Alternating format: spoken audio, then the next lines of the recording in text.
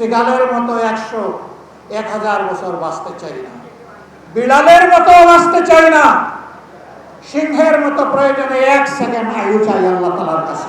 জুলাই আবার ফিরে আসবে ইনশাআল্লাহ, এবং তখন ফাইনালি ফেসিবাদের কবর রচনা।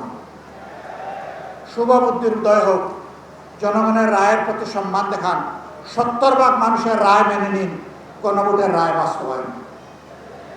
যদি না করেন, আমাদের লড়াই সংসদের ভিতরেও চলবে, খোলা ময়দানেও চলবে ইনশাআল্লাহ।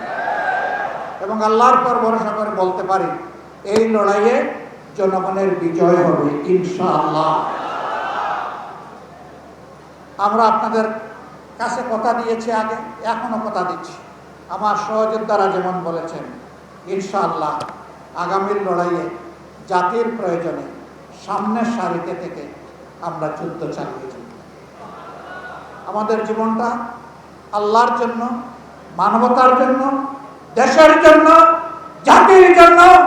আল্লাহ যদি কবুল করেন, গর্বিত শহীদ হয়ে দুনিয়া থেকে বিদায় নিব ইনশাআল্লাহ।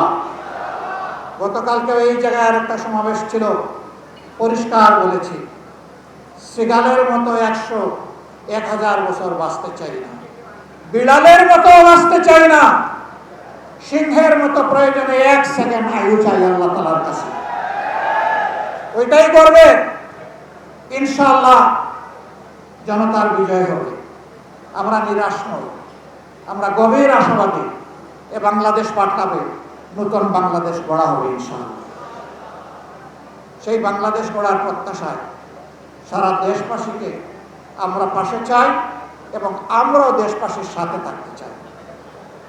আমাদের কোনো নিজস্ব দলীয় ব্যক্তিগত কোনো দাবি দেওয়া নাই, আমাদের সমস্ত দাবি দেওয়া দেশবাসীর অধিকার আদায়ের জন্য।